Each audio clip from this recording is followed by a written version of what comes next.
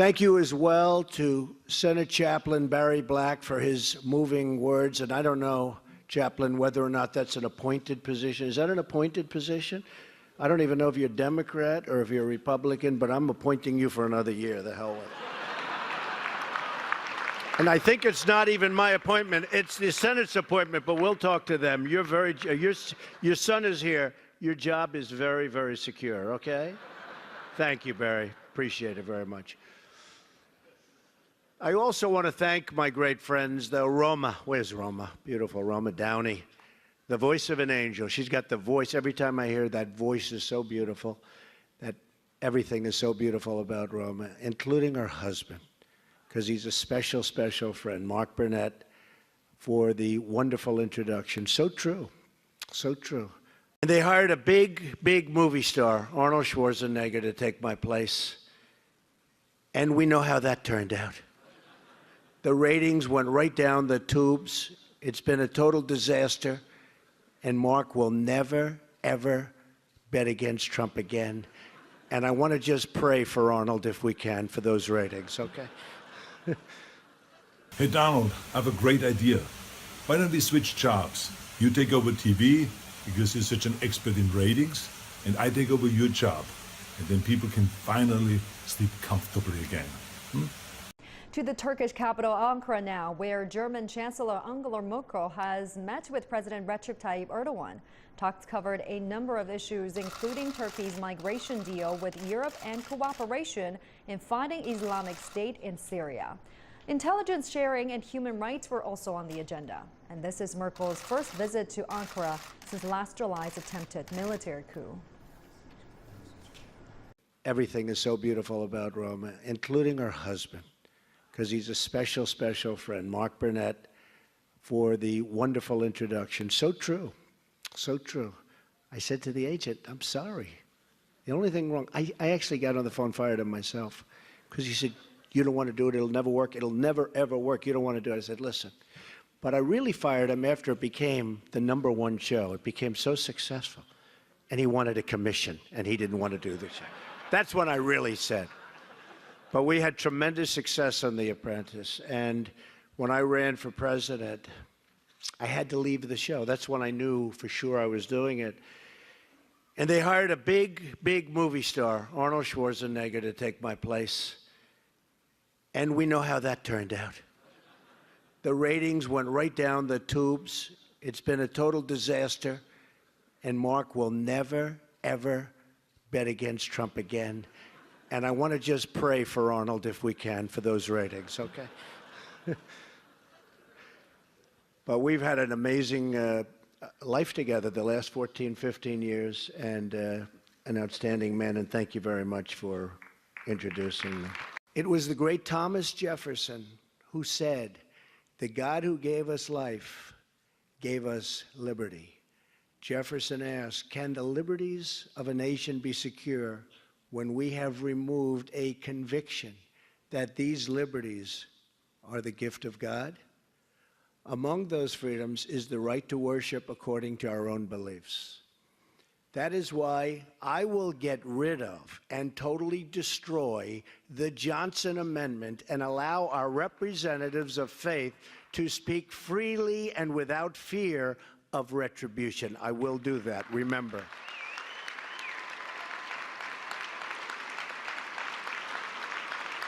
So as we end the year of the fire monkey, a year in which I was born, let us welcome the year of the fire rooster, approach it with that openness, confidence, hard work and leadership, build that global Britain and great meritocracy, growing our relationship, our strategic partnership with China, and emulating the successes of the British-Chinese community as we do so.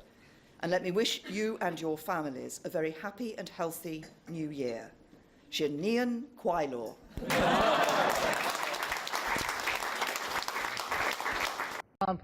Tweeted about the situation. He wrote, quote, do you believe it? The Obama administration agreed to take thousands of illegal immigrants from Australia. Why? I will study this dumb deal. Now, there are a few problems with this message right here by Mr. Trump. As the Australian Prime Minister pointed out several times, the agreement is for 1,250 refugees, not thousands. And the transfer would be administered by the UN High Commission on Refugees. Which brings us to another issue, illegal immigrants. Now, the people in question are refugees. They've been living in detention centers on islands off the Australian mainland due to strict government policies. Human rights groups have called the conditions in the Australian detention centers appalling. And joining me now for more on the story is Tara Pollock. She is a former caseworker, a former child protection worker with the group Save the Children, and she joins us now. Tara, thank you for joining us here on CNN. First, I'd like to hear your reaction to news of this heated phone call between these two world leaders, Trump and Turnbull, on the fate of these refugees on Nauru. Well, the exchange demonstrates that this deal is clearly on shaky ground, and the uncertainty is only going to result in further delays for the very vulnerable people who have already been languishing in Nauru and Manus for years. One asylum seeker on Nauru told CNN this. We asked for his reaction. He said, quote, "We are not toys to play with." And I thought that was a very, very powerful statement. So Tara, do you fear that world leaders have forgotten that there are human beings at the center of this diplomatic spat? Yeah, it certainly sounds that way. When you have people treated as numbers as opposed to human beings, you see them in inhumane conditions for years on end and only cause further harm from the harm they've already fled through. What we need to see is some political leadership. They need to close the camps and they need to bring them here. Now, just a moment ago, we fact-checked that tweet that Donald Trump sent out, calling the asylum seekers and our illegal immigrants. They're not illegal immigrants. They are refugees. And from your experience working with them, who are they? Where do they come from? Well, they come from many countries, but the one thing that unites them is that they're fleeing persecution. They've fled everything they've ever known and everything that they had for an ounce of safety and freedom. And what they got as a result of that is to be locked up and to be put in detention for an indeterminate amount of years. They still don't know what will happen to them. Now, again, you were a caseworker on Nauru. You have seen the conditions there firsthand. What did you witness there? Yes. The conditions in Nauru were deplorable. There's a reason they've been condemned by the UN and by human rights groups. They were not fit to house families and small children. Now, I recall when the Nauru files were published last year, it talked about some of the atrocities, some of the abuses that were witnessed there. And it also mentioned how 18% of the detainees are children, even though it's only 18%. As you worked with the children, did you see that they really bore the brunt of the abuse there? The trauma that occurred to those children will never leave my mind. Seeing them deteriorate, see their language deteriorate, see their behaviour deteriorate, to have them express their fears and their anxieties. Little children should be pretend playing in the kitchen. They should be pretending all sorts of careers. They shouldn't be pretend playing security guard and detainee. And a final question for you. What do you think should happen to the refugees on Nauru? Well, as I said before, this is the time where Mr. Turnbull needs to show some political leadership. We need to close the camps and we need to bring them here. We have a responsibility to the people that we've harmed, to the people that we've put in detention and tortured. So it's time to bring them here. From the president's perspective, this deal stinks with Australia. He called them the next generation of Boston bombers. He called them illegal immigrants, which is, of course, untrue. They're refugees, not illegal immigrants. But he doesn't like the deal. He has a right not to like the deal. The question is, why did you cut the deal within the Obama administration, the Democrats included? Why? Well, look, this is not a deal that I was involved with when the Obama administration was doing it. So I'm not going to answer why the Obama administration did it. They thought it was in the best interest of the country. They were careful about it. If he doesn't like the deal, that's his right. But to have a contentious conversation and name call a country or the prime minister of a country that's one of our greatest allies in Asia is foolish. To suggest to the president of Mexico we may have to send U.S. troops into Mexico is foolish. And some of the statements that the president is making about Iraq and Iran are foolish. He's doing kind of amateur hour stuff on matters of significant national importance. All right, so you're using the word foolish, but let's open it up for a second here, okay? President Trump did very well with the flyover states by giving people certainty that he won't be weak, which is how he characterized the Obama administration. I'm going to talk to these allies and our opponents and tell them the real deal. We're doing too much, they're doing too little, and it's going to change now. Tough talk. That's what he promised. That's what he's delivering. You know what? I'm gonna take issue with you, Chris. That is what he promised. But let's use Iran as an example. Iran fired off an anti-ballistic missile, and we ought to be pursuing sanctions against them in the UN for doing that. I've supported sanctions against Iran in the past for doing that, as the previous administration did. So on that, we're together. But here's what President Trump is saying. He's complaining that Iran is gaining too much influence in Iraq and wants to be tough about it. But what is he doing? He said we should go in and take Iraq's oil, and he's banned Iraqi citizens, even those who have worked with our American military, from coming into the United States. Anybody who knows the region knows that strengthens Iran's hand. Iran is in Iraq basically saying you can't trust the U.S., you need to trust us. And when the President of the United States says we should steal Iraq's oil, and Iraqis aren't good enough, even those who've helped our military, to come to the United States, Donald Trump is making Iran's case for them every day. In an unprecedented move, Republicans on the Senate Finance Committee suspending committee rules, advancing the nominations of Steve Mnuchin as Treasury Secretary and Tom Price as Health and Human Services Secretary. The extraordinary measure coming after Democrats demanded additional information on the nominees and boycotted when they didn't get it. Our Democrat colleagues chose to cower in the hallway and hold a press conference. But the Democrats' boycotts did successfully delay the vote for President Trump's EPA choice, Scott Pruitt.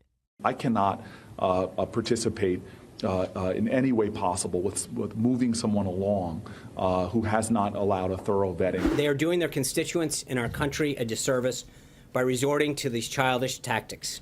Tensions between the two parties front and center, with tempers flaring ahead of the confirmation vote for the president's attorney general nominee, Senator Jeff Sessions. Senator Cruz misrepresented what happened.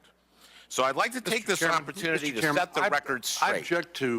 I object to the senator disparaging a fellow member of the committee here in his absence. Lawmakers erupting in a bitter exchange over Senator Ted Cruz and Al Franken's differing opinions of Sessions' civil rights record. There's just one problem. Cruz wasn't in the room. Senator Cruz did the very thing that Senator Cornyn is accusing me of doing. In my absence, he misrepresented me. He personally impugned my integrity. You didn't object then, did you? Meanwhile, another fight with Democrats is brewing over Trump's Supreme Court pick for Judge Neil Gorsuch. But Republicans could cut Democrats out altogether, going with the nuclear option, changing long-standing Senate rules requiring 60 votes to conform Gorsuch to just 51 required votes. If we end up with that gridlock, I would say, if you can, Mitch, go nuclear.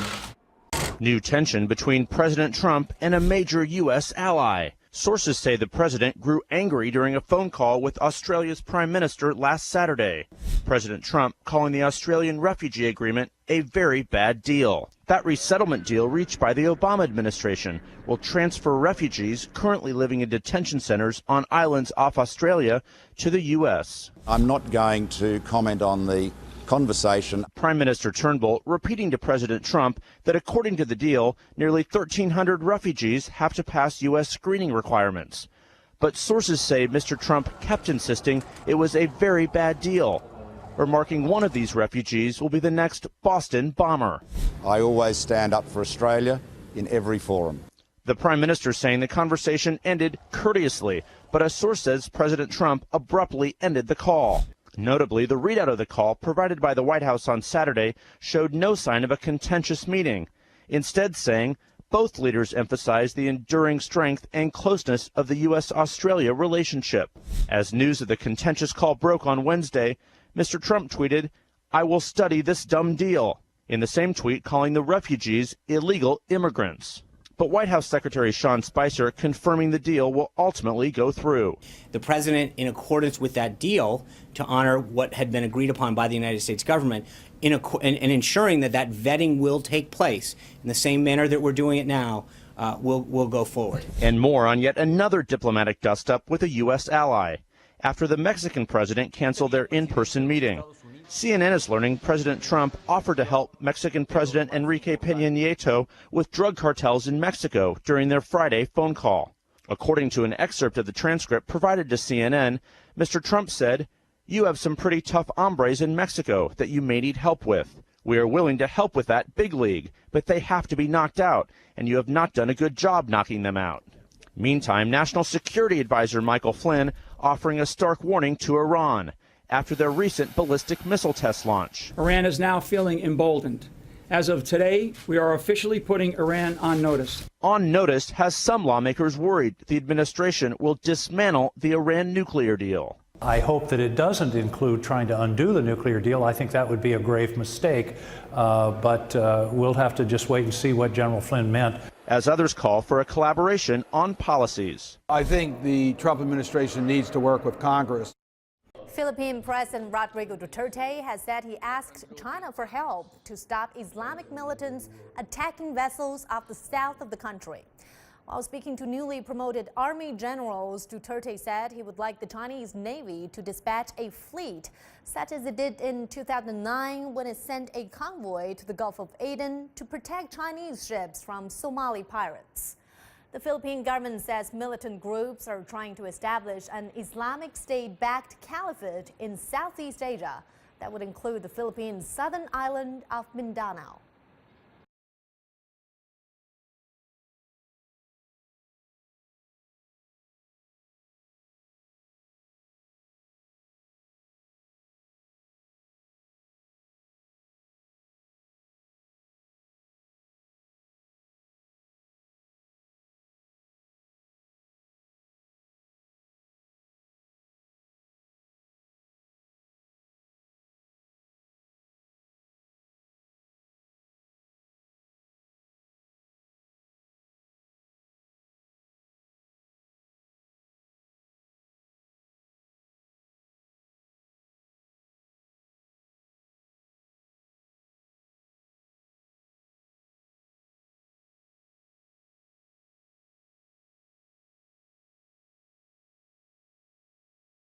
Who is this businessman and what do we know about what happened to him?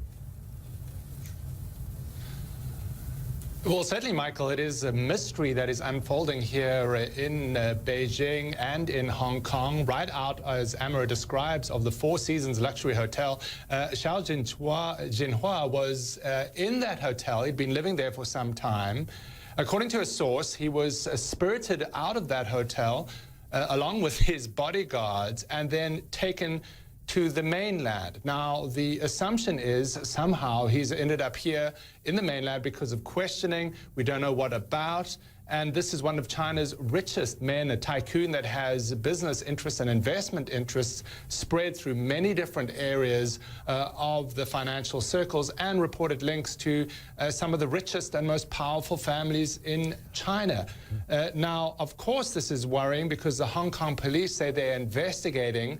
The family of the tycoon initially put in a report to the police and then withdrew it, leading to suspicions that somehow this is all around the mainland Chinese authorities. Now, of course, this all adds to the fears that we've heard. This isn't the first time something like this has happened. There are a lot of fears that the freedoms guaranteed under one country, two systems are being eroded, and Beijing is asserting a lot more control over the city-state.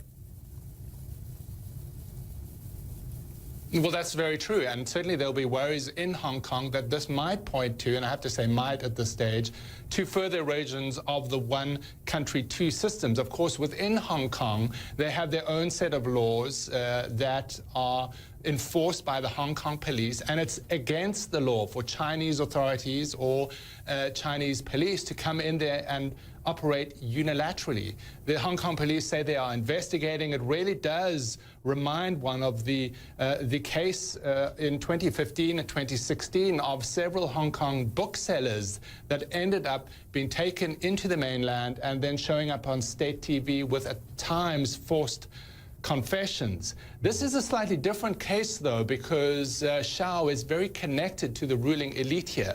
Michael? Yeah, there was that other angle to this too. There was a front page ad that was published in a Hong Kong newspaper on Wednesday in which Zhao appeared to deny he'd been kidnapped, and you know, it was an advertisement. I mean, it was quite weird. It's not him popping up and saying it. It was an ad that probably cost something like $35,000, and it just said that he was recuperating overseas.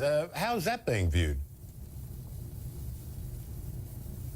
Well, it is very unusual, but not unprecedented, and it sort of mirrors what you saw on social media from Shao or from his holding company saying, you know, I'm a patriotic citizen, a patriotic Chinese, I'm a citizen of Canada, which he is, that I have certain rights, I'm just recuperating overseas.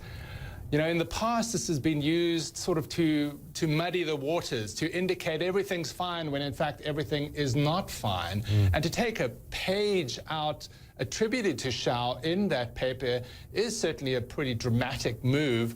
But until he surfaces, either here in China or in Hong Kong, we won't know exactly what happened to this billionaire. But it is certainly a mystery that will continue, I feel. Yeah, curious case indeed. David McKenzie in Beijing. Thanks, David.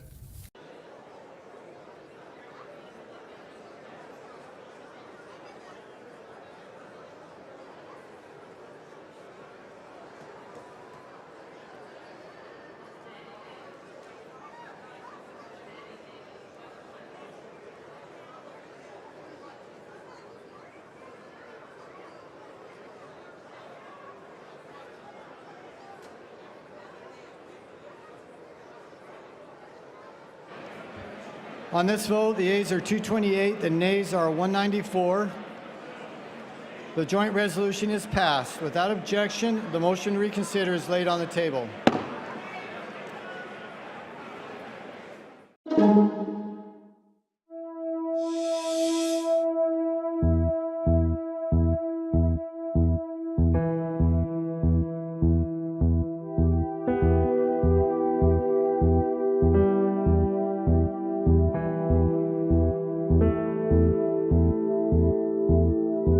I was checking him out, I looked at him, and he didn't have no bruises on him, wasn't bleeding, no scratches. It was amazing.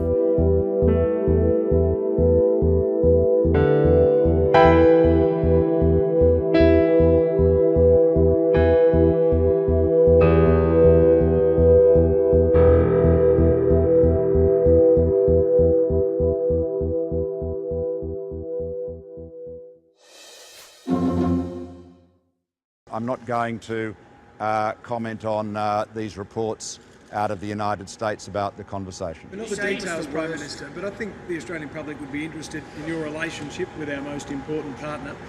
Did he hang up the phone to you earlier than you expected? Look, I'm not going to comment on these reports of a conversation. Australians know me very well. I always stand up for Australia in every forum. Okay, Sarah Murray, you're in Australia. What's the reaction? Look, it's been a fairly extraordinary story, and the reaction here, I think, has been one of shock and disbelief. I think not only the fact that the details of this high-level conversation have been leaked to the press in the US, which is obviously extraordinary in itself, but of course the details of this conversation and the fact that there does seem to have been quite a hostile exchange. It is shocking. Australia and the United States are obviously very firm allies. I think Australia has been alongside the United States in every military battle since World War II. We have US Marines based in Northern Australia. We are, we certainly see ourselves as one of the United States' most dependable allies, and it's pretty extraordinary that this first call between the two leaders ended as it did. It sounds quite farcical, and I guess it's also raising concerns here about the temperament of the new US president, and of course, I don't think Australia is alone on that one. When Jon Stewart came out, flinging his endless red tie, you didn't have to be a fashionista to know who he was mocking. Super long tie, dead animal on head. Boom. Even on Dress Your Best inaugural day, there was no tie when it came to whose tie was longer, and when the wind blew, there it was, tape. The second time Donald Trump had been caught with his tape showing, inspiring tweets like, ran over to Macy's to pick up a Trump brand tie clip, and this Scotch tape is great again hat to go with his tie. The fashion police want the president to say so long to ties that are so long. Business Insider called the length sad. Crimes against cravats screamed a headline. The CVS receipt of ties compared his neckwear to the notoriously long drugstore receipts. If Trump's tie were any lower, it would be his approval rating, tweeted Seth Meyers' show. But why, oh why, does a man with his own line of ties wear them so long? Celebrity stylist Philip Block has a theory. I believe he is thinking he is hiding his gut. I think he thinks it's creating an elongating sensation, which it sort of does because your eye goes to the long red line that again is pointing down where we don't want to go. The rule is that the end of your tie is supposed to hit right at the middle of your belt. Your tie should not touch the chair when you sit. GQ suggested the president swap this monstrosity for a skinnier tie. I dressed myself greatly, reads this New Yorker cartoon. But maybe regular guys like that this president's no fashion plate. He's a plate held together with Scotch tape. But we actually have things called tie clips for that. And they actually have them at the White House. They sell them. But no point in hitting below the belt like the president's ties do. Jeannie Mo, CNN, New York.